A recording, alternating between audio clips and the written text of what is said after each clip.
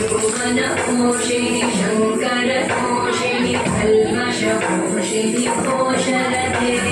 धनुजनिपोषिणि गिरिसुतरोषिणि दुर्मदशोषिणि सिन्धुसुते जय जय हे महिषासुरमर्दिनि रम्यकवर्धिनि शैलसुते अयि जगदम्ब मदम्ब कदम्ब वनप्रियवासिनि